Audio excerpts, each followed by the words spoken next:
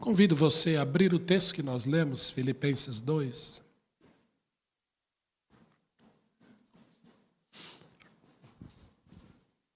Nós leremos a partir do versículo 1.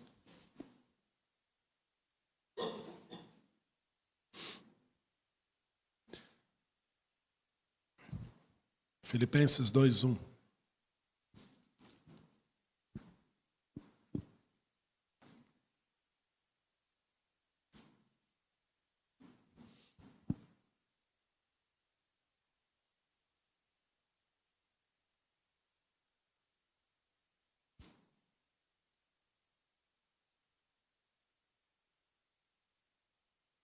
Diz o texto da palavra do Senhor: Se há, pois, alguma exortação em Cristo, alguma consolação de amor, alguma comunhão do Espírito, se há entranhados afetos e misericórdias, completai a minha alegria, de modo que penseis a mesma coisa, tenhais o mesmo amor, sejais unidos de alma, tendo o mesmo sentimento. O apóstolo Paulo aqui, movido pelo Espírito Santo de Deus, começa a falar para a igreja em Filipe de unidade, e que a unidade dos irmãos completaria a sua alegria, pensar a mesma coisa, ter o mesmo amor e serem unidos de alma e tendo o mesmo sentimento. 3. Nada façais por partidarismo ou vanglória, mas por humildade, considerando cada um os outros superiores a si mesma. Eu vou repetir. Nada façais por partidarismo ou vanglória, mas por humildade, considerando cada um os outros superiores a si mesmo. 4. Não tenha cada um em vista o que é propriamente seu, senão também cada qual o que é dos outros. Se eu parar a leitura aqui, você vai falar, são conselhos ótimos, que funcionam dentro da igreja, mas aos olhos humanos, isso é impossível de ser vivido. Se eu parar a leitura aqui, você vai dizer, é impossível eu viver isso aqui. Porque, pastor, quando eu olho para mim, eu vejo exatamente o contrário. Eu vejo exatamente o contrário. E aí o texto vai continuar de uma maneira esplendorosa, como se o apóstolo Paulo, eu vou repetir, movido pelo Espírito Santo de Deus, desse agora plenas condições que os crentes pudessem viver essas palavras dos versículos de 1 a 4. Vamos orar. Pai, nós te agradecemos por esse dia, te agradecemos pela vida, te agradeço pelo teu amor, pelo teu cuidado. Eu te agradeço, Pai, porque tudo é por Jesus e para a glória dele. Não porque somos, mas porque ele é. Somente ele é. Oramos, agradecemos em nome de Jesus. Amém. Amém. Então o texto vai dizer de eu pensar no próximo, não ter o que é minha vista, mas o do próximo, eu cuidar do meu próximo, eu não fazer nada para minha vanglória por partidarismo, mas cuidar do próximo, sempre do próximo, pensando no próximo, né? E que a alegria do apóstolo Paulo seria a unidade da igreja. Bom, mas como fazer isso? Versículo 5 vai nos ensinar. Tende em vós o mesmo sentimento que houve também em Cristo Jesus. Pois ele, Jesus, existindo conjuntamente em forma de Deus, não considerou ser Deus usurpação para ele. É isso que o texto original diz. Jesus não considerou ser Deus usurpar o lugar de Deus, porque ele é Deus. A grande verdade bíblica de Gênesis e Apocalipse é que Jesus é Deus. E ele existia junto com o Pai em forma de Deus, e ser Deus não era usurpar o trono de Deus, porque ele é Deus. Lá em Gênesis, quando Deus cria todas as coisas, João capítulo 1 vai dizer que sem Jesus, nada do que foi feito se fez. Então, quando Deus disse, né, haja luz e houve luz, Jesus estava ali dizendo isso junto com o Pai. E aquelas 55 vozes de comando de Gênesis da criação, o Senhor Jesus está lá. Sem Ele, nada do que foi feito se fez, porque tudo que foi criado por meio dEle e para Ele. E aí o texto está falando de unidade, de considerar o outro. Mas como eu vou fazer isso? Versículo 7.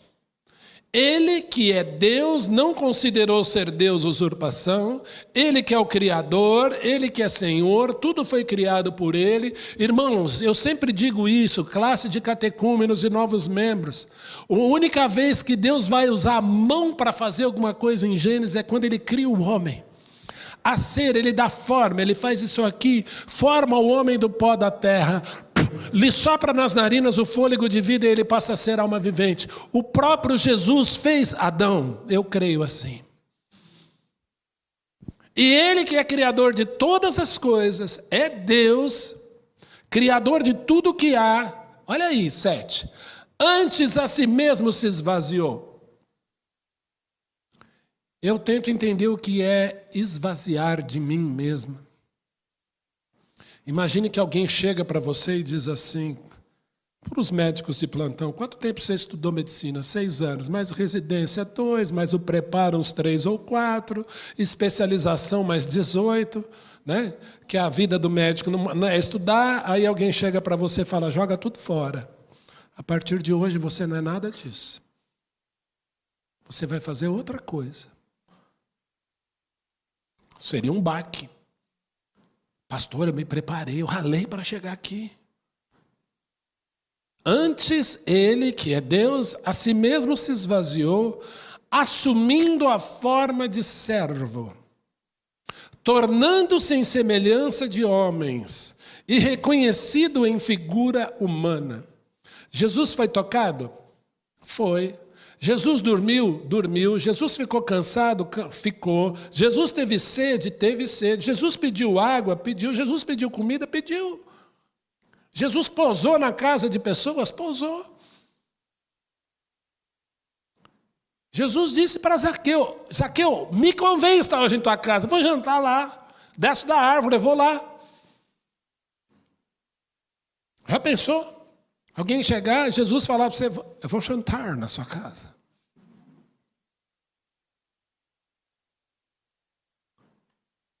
Jesus então passa por privações. Eu estava estudando, eu gosto de falar com os professores aqui, né? A gente gosta de estudar, eu estava estudando a tentação de Jesus. Alguém me fez essa pergunta, eu fui dar uma estudada. Nós limitamos a tentação de Jesus em 3. Foi tentado uma vez para se jogar do pináculo do templo, para transformar pedras em pães, não é isso? E qual é a outra? Adorar o inimigo. Foram só essas 3? Se você ler o texto, ele ficou 40 dias, dos quais nem comeu nem bebeu, sendo tentado pelo diabo de todas as formas. Aí ele foi tentado essas 3 vezes. O que ele ouviu, como ele foi tentado, eu não tenho a mínima ideia. Esse é Jesus. E ele nos dá receita, meu irmão, minha irmã. Certa vez uma mamãe chega para Jesus, mãe de Tiago e João. Sabe Tiago e João? Eu, Tiago, João no barquinho. João, Tiago. Senhor, quero pedir uma coisa para você. Quando vieres no teu reino, que Tiago fique à direita e João à esquerda, ou ao contrário, não sei, mas queria que um ficasse de um lado, outro de outro. E Jesus dá uma bronca naquela mulher. Quem me constituiu partidor entre vós? Você está pronto, Tiago e João, para beber o cálice que eu estou para beber? Jesus se referia à sua morte. Eles disseram sim. Todos os discípulos foram martirizados. Mesmo João, que está em Patmos, na ilha prisão, acaba perdendo a vida lá. Diz a história. E Jesus disse, quanto a estar à minha direita, à minha esquerda, isso compete ao Pai. E aí Jesus esquece aquela mulher e diz para os que estão ali, porque os outros 10 ficaram muito bravos. O que ela está pensando? Jesus no meio, Tiago à direita e João à esquerda, ou ao contrário, e nós. Que absurdo! E ficaram bravos. E o que Jesus fala? Quem quiser ser o maior, que seja o menor. Que seja o que sirva. Eu louvo a Deus pela diaconia. Eu falo que a diaconia é o ministério que mais se parece com Jesus, é de servir. Eu estava aqui tendo ataque de tosse, eu estou com uma sinusite forte, né? E estou lá, aí vem lá o Leandro com a água, a Júlia com a água, o Vanderlei com a bala que me salvou. Que privilégio, irmão. Agora não pense que eu já não fiz isso, eu já fiz também, viu? Porque o corpo de Cristo é assim. Mas eu queria deixar para você 3 características de Jesus. Ele se esvaziou, assumindo a forma de servo, tornando-se em semelhança de homens, reconhecido em figura humana. Olha o 8. A si mesmo se humilhou, tornando-se obediente até a morte e morte de cruz. Jesus não morreu na cruz e ele foi obediente até a cruz. Quando você olha a divindade de Jesus, e algumas pessoas têm dificuldade de entender a divindade de Jesus, Jesus nunca vai usar da prerrogativa divina de ser Deus para benefício dele. Nunca, jamais ele fez isso. Ele disse para Pilatos, eu podia invocar uma legião de anjos aqui e me livrava dessa hora. Não era a preocupação dele. Jesus podia sim transformar pedras em pães, assim, ó. Mas não era para isso que ele veio. Quando ele usa da prerrogativa divina, é sempre pensando no próximo. Assim que ele curou o leproso, assim que ele curou os 10 leprosos, o homem da mão ressequida, a mulher hemorrágica, os cegos. Quero, seja curado. Quantas vezes ele falou isso? Ele cospe no chão, faz um lodo, unta o olho do cego, aquele cego volta a ver. Desculpa, ele vê pela primeira vez, ele nunca tinha visto.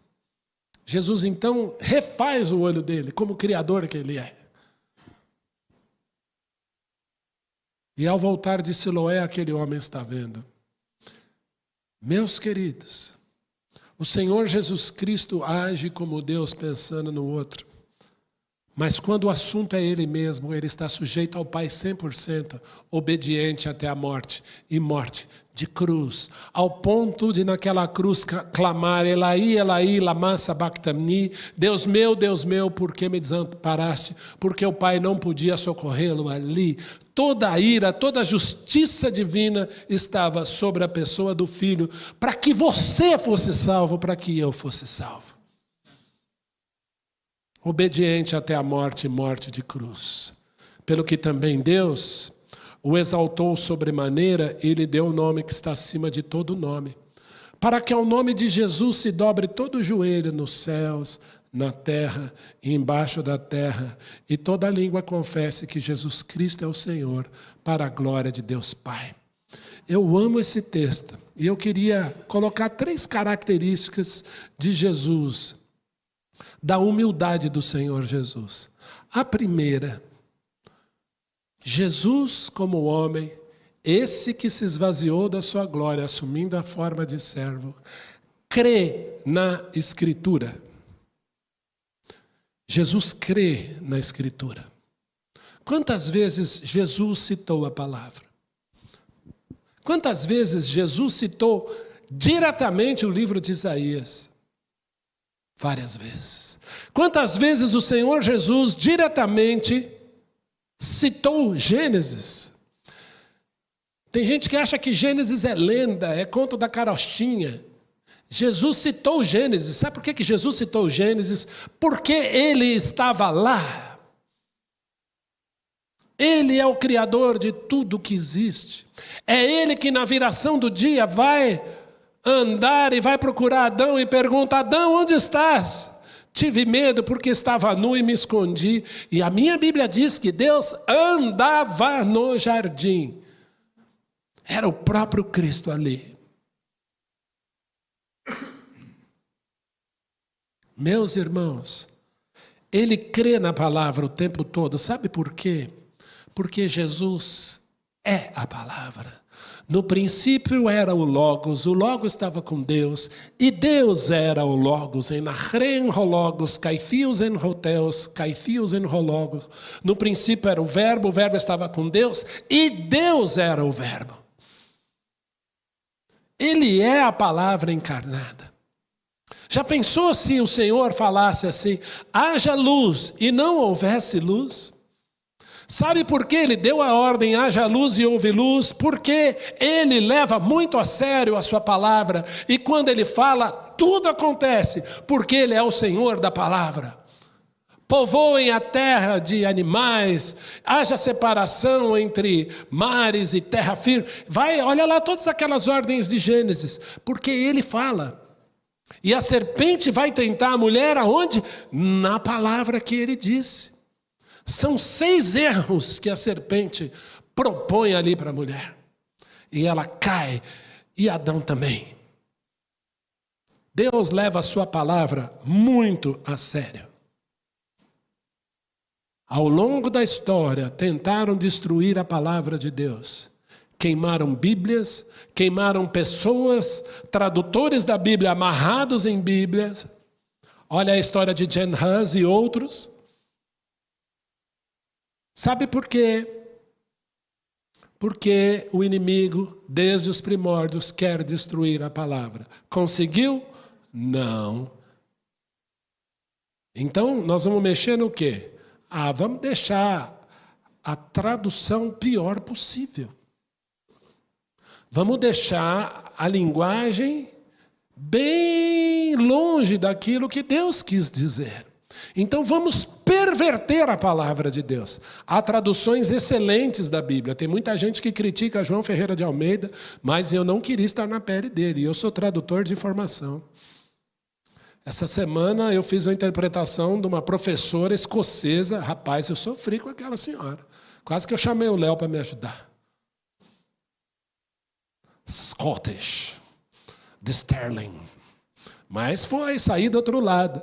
Essencialmente conseguir uma coisa ou outra a gente perde. Agora imagina você sentar no hebraico, no grego, traduzir como João Ferreira de Almeida fez para o português. Imagina traduzir a palavra verbo ao invés de palavra. Por que João Ferreira de Almeida tomou esse cuidado?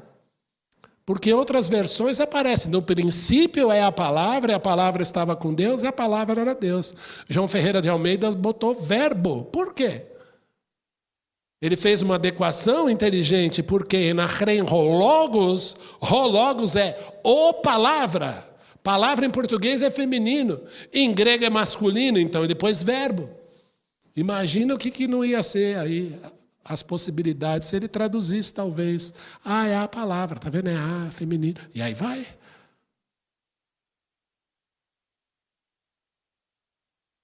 Então, ao longo da história, nós temos ouvido absurdos acerca da Bíblia. E cada vez mais, eu pergunto, por que a Bíblia? Basta não crer nela, basta deixar de lado. Por que queremos endossar tantas coisas na Bíblia, se eu não creio nela? Por que adequar condutas à Bíblia, se a própria Bíblia condena certas condutas? É isso que nós vemos, uma tentativa de perversão da Escritura. E Jesus crê na Bíblia, ele cita Gênesis, ele cita Isaías, ele cita Jeremias, ele cita Salmos, ele cita direto ou indiretamente todos os livros do Antigo Testamento. E quando ele é tentado, o que ele diz por 3 vezes? Está escrito. Aí o diabo astuto cita a Bíblia também, e ele diz, também está escrito. Aí pela 3ª vez ele diz, está escrito. Essa é a primeira característica dessa humildade de Jesus. Jesus crê na Bíblia. Crente, como está a sua leitura da Bíblia? Como está a sua vida de leitura da Bíblia? Hoje eu vou fazer que nem aquele papagaio lá, Eu pego ali um versículo, tá bom, Jesus chorou, hoje eu vou ter um dia só chorando, ficarei sensível. Leia a Bíblia, come aquele bifão com aquele ovo em cima, entendeu? Leia a palavra.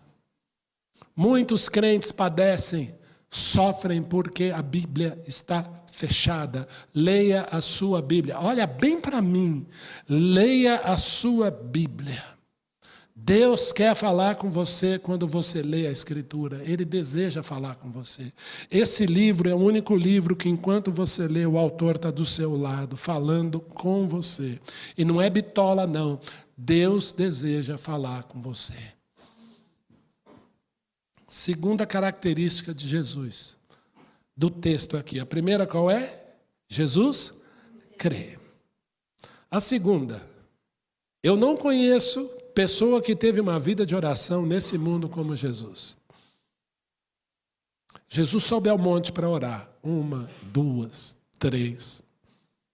Jesus, nos seus grandes embates, ele se afasta e vai orar. E ora.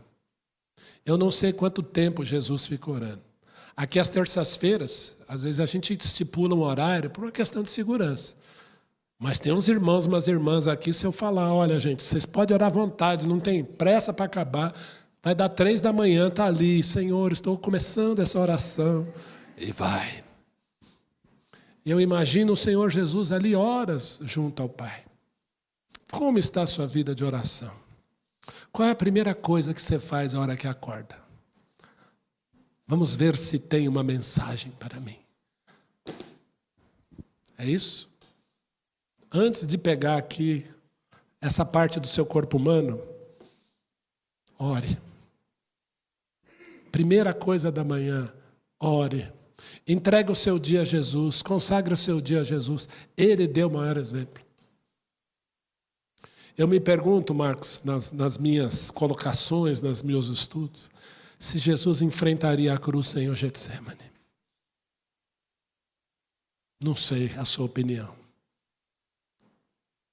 Eu, na minha pequenez, acho que o Getsemane foi essencial para ele se entregar. Ele teve que passar por aquilo, fazer aquela oração 1 vez, 2 vezes e na terceira vez se entregar. E ele suava gotas como de sangue. Porque não foi fácil. Talvez aquele ali tenha sido um grande embate antes da cruz. Porque ele sabia que ele ia assumir a cruz. Ele disse que veio para essa hora. Mas quando chega a hora H, ele clama. Ao ponto de dizer, não mais a minha vontade, mas a tua. Vida de oração. A primeira, Jesus crê na Escritura. Ele é a encarnação da Escritura. Segundo, vida de oração. Como está a sua vida de oração? Tem clamado, tem orado. É aquela oração no atacado, né? Senhor, perdoa a multidão dos meus pecados.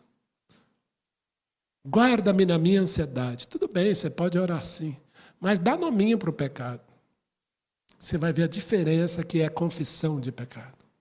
Falamos isso hoje ali. Senhor, eu sou pequeno muitas vezes, eu não quero fazer o que é certo muitas vezes.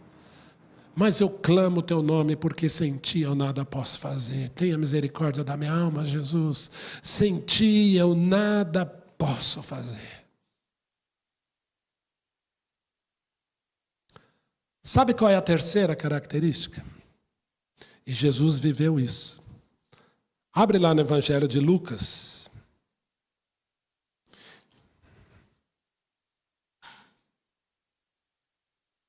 É só um texto, tá? Tem outros, mas eu quero ler esse aqui.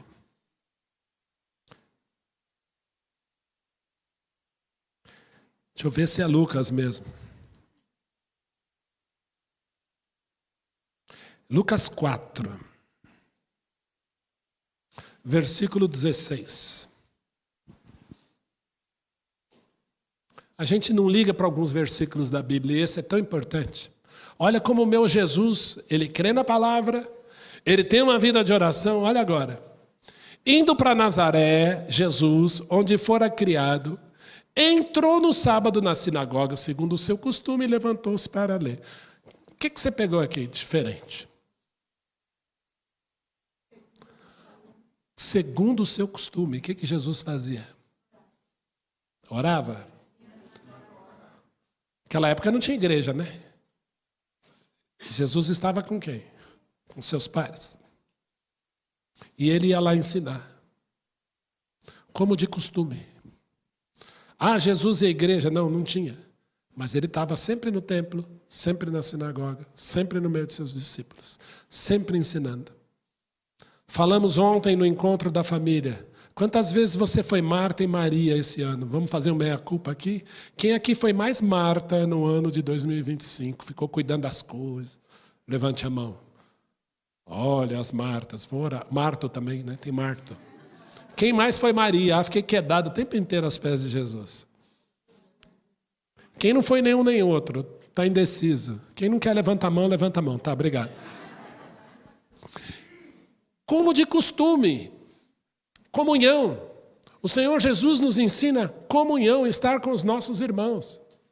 Se tem um lugar que você pode exercer amor, é aqui. Se tem um lugar que o Senhor nos forja, é aqui. Se tem um lugar que o Senhor nos treina, é aqui. O Senhor molda relacionamentos, é aqui. Ah, eu não vou lá porque todo mundo é hipócrita, só eu sou bonzinho. É mesmo? Meu pai me contava a conversão de um senhor lá em Minas, acho que foi em Minas, que chegou na porta da igreja e falou assim, eu não vou entrar aí porque aqui só tem hipócritas.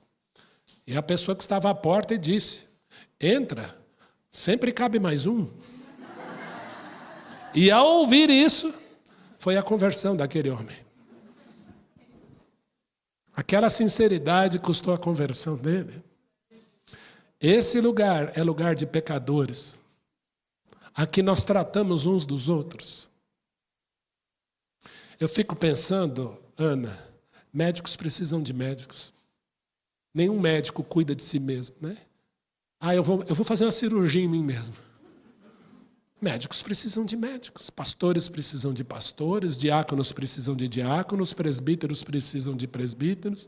Nós precisamos uns dos outros. As crianças aprendem isso cedinho.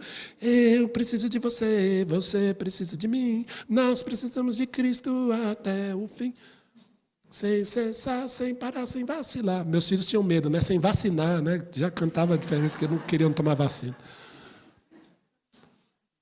Nós precisamos de comunhão. E o Senhor Jesus é o maior exemplo de humildade. Ele crê na palavra. Olha isso. O Senhor Jesus. Qual o segundo? Eu esqueci, gente. Ah, ele tinha uma vida de oração. Qual é o terceiro? Comunhão. Ele praticou isso. Qual é o segredo? Qual é o tripé da vida cristã? É Bíblia, comunhão e oração. Quantas pessoas, às vezes, nós atendemos, eu falo, como está de leitura da Bíblia? Pastor, tá mais ou menos. Como está a sua vida de oração? É na hora do almoço. E comunhão? Ah, eu tenho dificuldade. Dá uma preguiça na hora.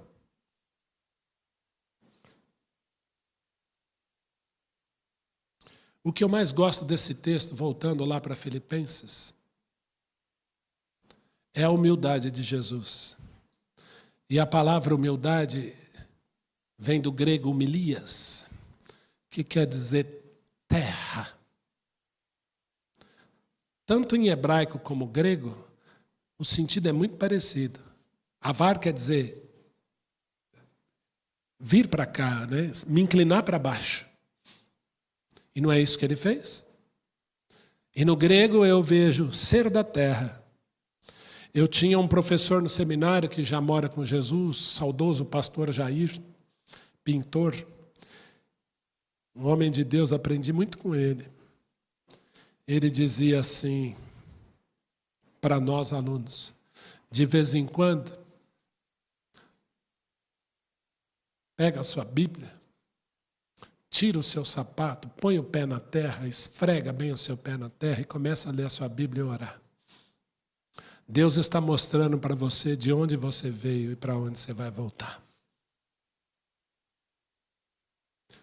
Ele se faz humilde. O meu Deus pisou aqui e me ensinou o que é orar, o que é a palavra dele e que é uma vida com os irmãos.